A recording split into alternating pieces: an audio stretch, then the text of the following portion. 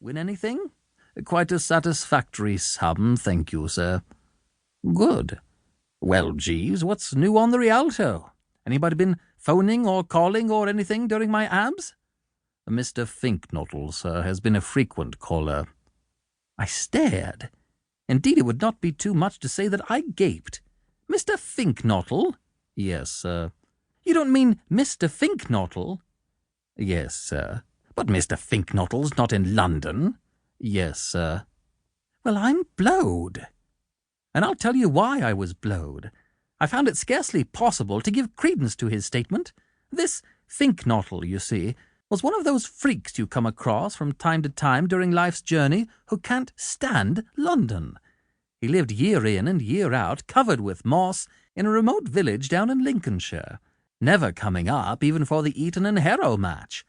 And when I asked him once if he didn't find the time hang a bit heavy on his hands, he said no, because he had a pond in his garden and studied the habits of newts. I couldn't imagine what could have brought the chap up to the great city. I would have been prepared to bet that as long as the supply of newts didn't give out, nothing could have shifted him from that village of his. Are you sure? Yes, sir. You got the name correctly? Fink-Nottle? Yes, sir.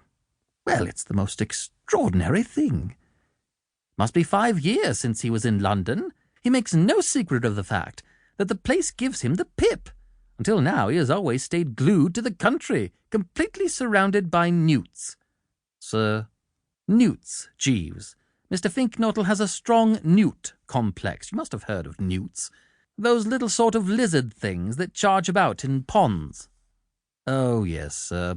The aquatic members of the family Salamandridae, which constitute the genus Molge. That's right. Well, Gussie has always been a slave to them. He used to keep them at school. I believe young gentlemen frequently do, sir. He kept them in his study in a kind of glass tank arrangement, and pretty niffy the whole thing was, I recall.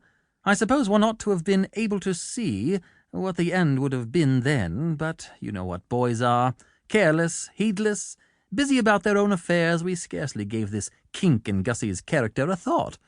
We may have exchanged an occasional remark about it taking all sorts to make a world, but nothing more. You can guess the sequel. The trouble spread. Indeed, sir. Absolutely, Jeeves. The craving grew upon him. The newts got him. Arrived at man's estate, he retired to the depths of the country and gave up his life to these dumb chums. I suppose he used to tell himself that he could take them or leave them alone, and then found, too late, that he couldn't. It is often the way, sir. Too true, Jeeves. At any rate, for the last 5 years he has been living at this place of his down in Lincolnshire, as confirmed a species-shunning hermit as ever put fresh water in the tank every second day and refused to see a soul. That's why I was so amazed when you told me that he had suddenly risen to the surface like this. I still can't believe it. I am inclined to think that there must be some mistake, and that this bird who has been calling here is some different variety of Fink-Nottle.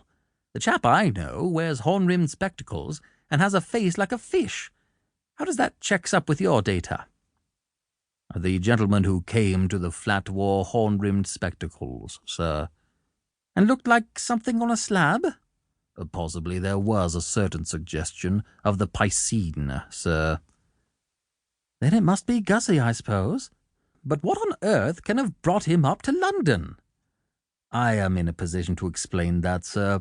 Mr. Fink-Nottle confided to me his motive in visiting the metropolis. He came because the young lady is here.